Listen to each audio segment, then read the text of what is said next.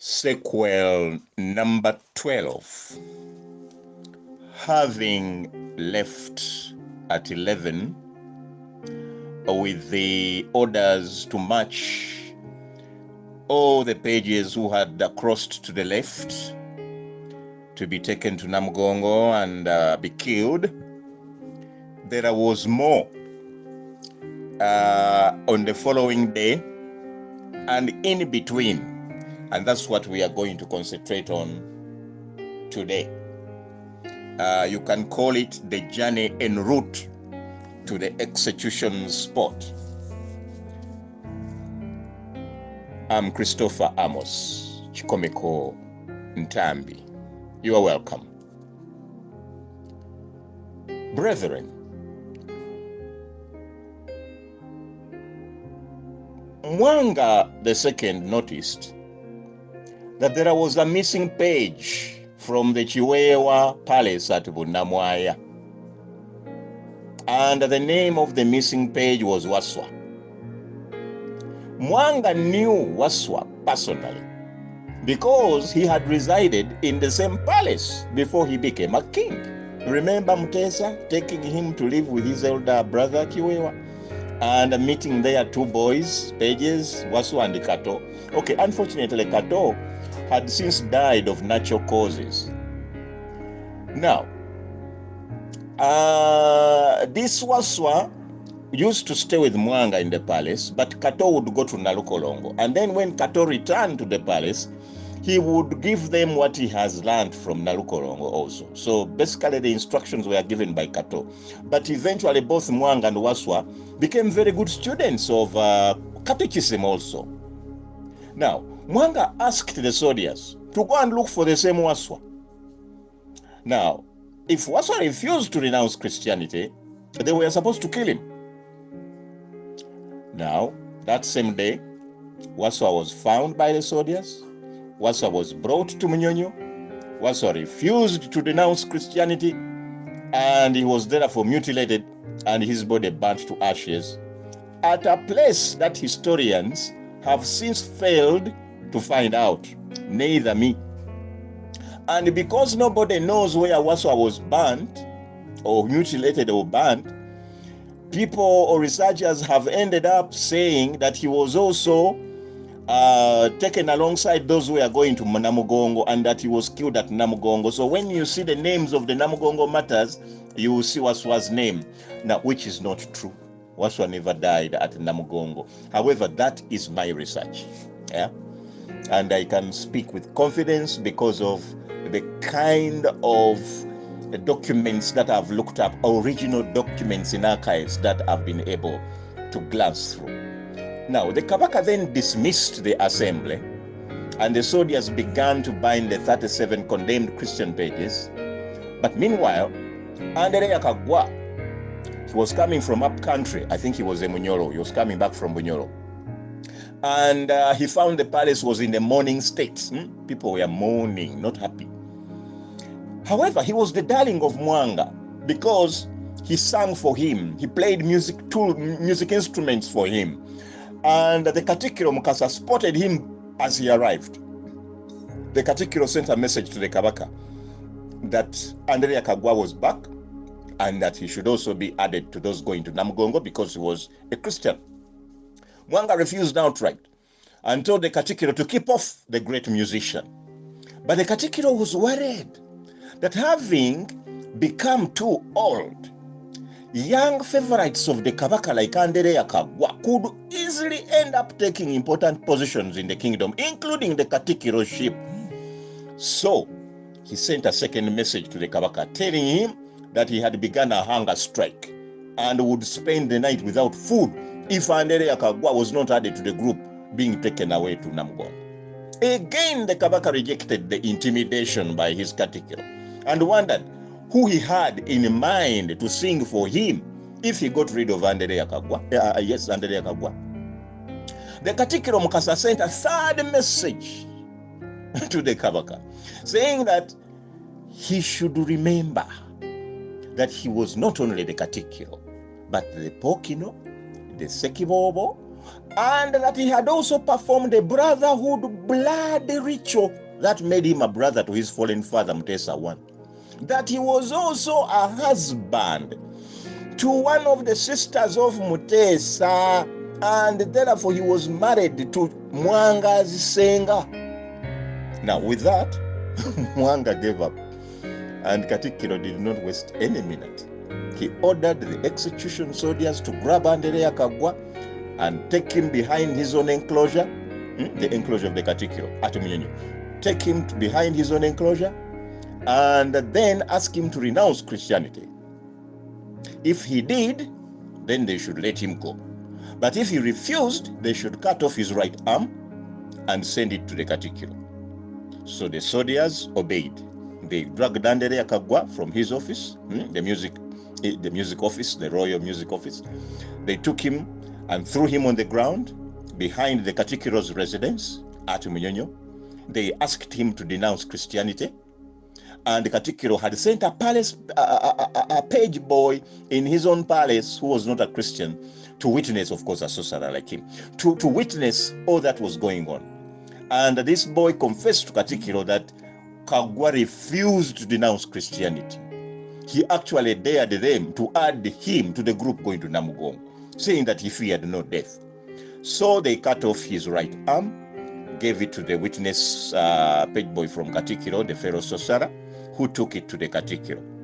Now, all the fingers on the limb, on the arm that was taken to the Katikkiro, because of playing the string, the jita, the African jita, they had a dark spot on their tip, and that is what the Katikkiro wanted to see. The moment the Katikkiro saw the tip of the fingers darkened by the playing of the string jita, he knew that that was Kaggwa, and therefore he ordered that the rest of his body be mutilated and burnt just behind his own residence.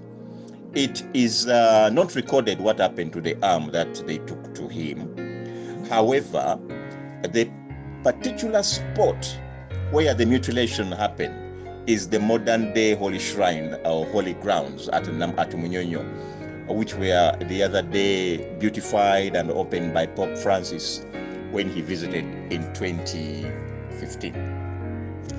The following day, the 27th, now all that was happening on the 26th of May, 1886. Now the following day, on the 27th of May, before the journey for the 37 commenced from Munyonyo, the Kabaka showed up and pardoned his tailor page Bweusa. He also pardoned 4 others, Muafu, his favorite boy, Ngapi, Nasibu, and Biakatunga, without any precondition. He also wanted to pardon Andereya Kaggwa, but it was too late. He was already dead. Katikkiro Mukaza had ensured of that.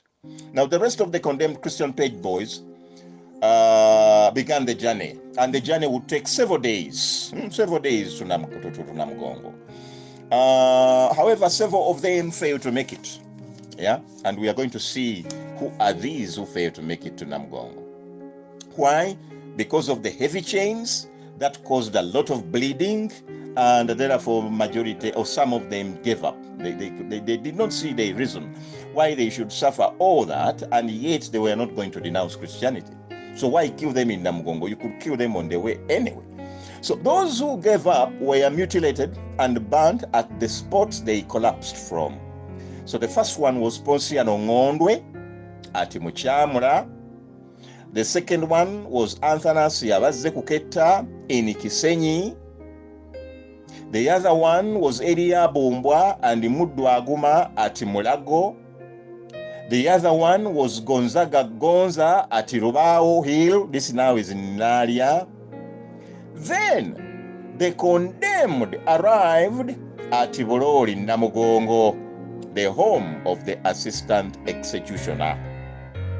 There was a ritual for all mass executions that required the deputy executioner to pick one of the accused and have him killed at his residence. So the executioner, Chibuka, asked his deputy to make his choice. And guess who he chose? He chose the leader of all the pages, Omsalosalo, Karoli Lwanga. So a great pyre was prepared, And the Omusalosalo Karoli Lwanga was tightly bound and wrapped in a dry, highly inflammable cypress mat with some dry reeds. He was placed on top of the pyre upright, and it was set ablaze. The pyre was reduced to ashes, and the rest of the condemned got a taste of what awaited them at the main execution's place, some 2 miles further on. Now, the place where Karoli Lwanga was martyrdom happened and the residence of the deputy executioner is today the modern day holy table of the Bulori Namugongo Holy Basilica. Now, the remaining 26 condemned Christian pages, without Waswa, because for me I don't count Waswa, finally reached the execution spot called Nakiyanja Namugongo and were let free of the heavy chains, because many were bleeding anyway, while others limped. However, they had work to do. They had to gather dry firewood and make a giant pyre. Now, the dry cypress mats with reeds had to be worked on by the soldiers. Now, when all that was ready, sometimes in the evening, the sun would set, and then the condemned were once again tied up with ropes, which were attached on a giant tree called Ndababazadde, very next to the residence of Mukajanga, in the compound there of him. So they would sleep on the ground each night and in the cold. And all this was done to encourage them to denounce Christianity, but they didn't. Instead, they encouraged each other in prayer and in scripture with Christian songs. So this happened all along from the time they left Munyonyo all the way to the 3rd of June, when we shall see in our Sunday sequel what actually happened on the 3rd of June. So for today, let us stop at it here, because tomorrow we want to visit another area completely away from Munyonyo and completely away from Namugongo, but the other areas of operation where the edict had to be, the edict of the execution of all Christians had to be effected. So that we shall see in tomorrow's sequel.